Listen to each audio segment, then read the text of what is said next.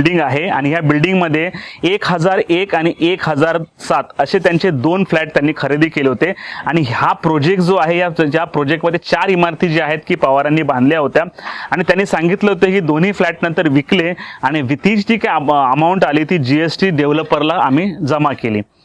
त्यांनी सांगितलंय की जमीन तिच्या नावाने विकत घेतली। तिने ऑर्किड सोसायटीमधील जमीन खरेदीसाठी 15 ते 20 लाखांचा धनादेशाचा भरणा म्हणजे डीडी, धनादेश म्हणजे डीडीचा भरणा केला।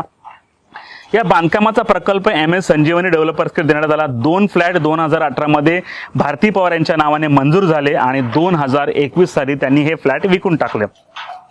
तर 11वा पॉइंट त्यांनी सांगितला, यशविन जीवन प्रकल्पाव्यतिरिक्त त्याने आणखीन एका जमिनीत गुंतवणूक केली होती आणि ही जमीन MA कुशिका संजीवनी डेव्हलपर्स या संजीवनी डेव्हलपरच्या भागीदारी संस्थेने प्रकल्प विकासासाठी खरेदी करण्यात आली होती आणि ही जमीन त्याने 3,09,800 रुपये ह्या जमिनीमध्ये त्याने गुंतवली होतं असं जबाबात त्यांनी म्हटलेलं आहे। तर 12वा पॉइंट असा आहे की MS SSP व्हेंचर संदर्भात त्याने सांगितले की 43.21 लाखांचा डीडी MS HSP व्हेंचर्समध्ये गुंतवणूक केली न्यू फ्रंट रिअल्टी या प्रकल्पासाठी। म्हणजे हा नवीन प्रकल्प राबवत होते न्यू फ्रंट रिअल्टी, त्यासाठी त्यांनी 43 जे आहे की लाख रुपये इन्व्हेस्ट केल्याचं त्यांनी ह्या जबाबात म्हटलेलं आहे। 13वा पॉइंट त्यांनी सांगितलंय की ही शोध मोहीम राबवण्याच्या 2-3 दिवस आधी म्हणजे हे जे काही सर्च ऑपरेशन सुरू होतं त्यावेळी त्यांनी सर्व आपल्या मोबाईलचं व्हॉट्सअप चॅट डिलीट केलं होतं आणि शोध मोहिमेनंतर लगेच तिला जनार्दन पवार यांच्याकडून 1,02,000 किमतीचा नवीन आयफोन मिळाला होता, हे देखील त्यांनी सांगितलेलं आहे। म्हणजे त्यांना कोणी आयफोन मागितला नव्हता, पवार यांच्याकडे किंमत व नोंद न करता